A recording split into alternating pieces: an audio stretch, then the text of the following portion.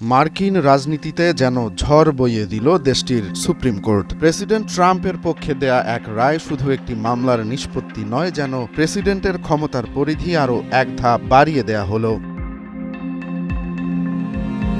স্থানীয় সময় শুক্রবার ৬-৩ সংখ্যাগরিষ্ঠতায় সুপ্রিম কোর্ট যে সিদ্ধান্ত দিয়েছে, তাতে করে এখন থেকে যুক্তরাষ্ট্রের কোনো নিম্ন আদালত আর প্রেসিডেন্টের ঘোষিত নীতিকে সহজে দেশব্যাপী স্থগিত করতে পারবে না। আগে যেমন একটি আদেশ দিয়ে সারা দেশে কার্যকর নীতিকে আটকে দেয়া যেত, এখন সেটি হবে অনেক কঠিন।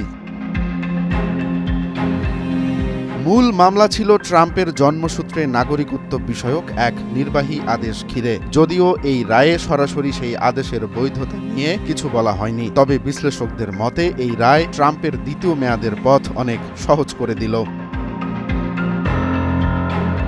রায় ঘোষণার পর ট্রাম্প বলেন, এটি অসাধারণ সিদ্ধান্ত, আমরা দারুণ খুশি। এতদিন ধরে তিনি অভিযোগ করে এসেছেন তার নীতিগুলো বারবার আদালতে স্থগিত হয়েছে, আটকে গেছে। অভিবাসন নীতি থেকে শুরু করে সেনাবাহিনীতে রূপান্তরকামীদের নিষিদ্ধ করার মতো সিদ্ধান্তগুলো কার্যকর হতে পারেনি এর আগে।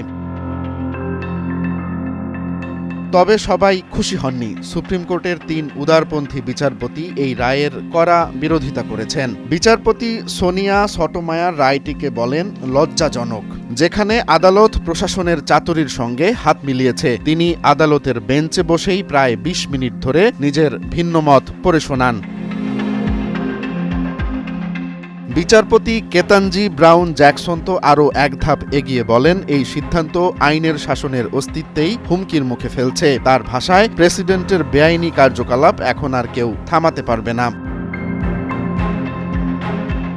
আইনি কৌশলে পরিবর্তন আনতে হতে পারে নীতির বিরোধিতাকারীদেরও। এখন তারা একক ক্লাস অ্যাকশন মামলা করার পথে হাঁটতে পারেন, যেখানে অনেকের পক্ষে একজন বাদী মামলা করেন, তবে সেটি সময় সাপেক্ষ এবং বেশ জটিল।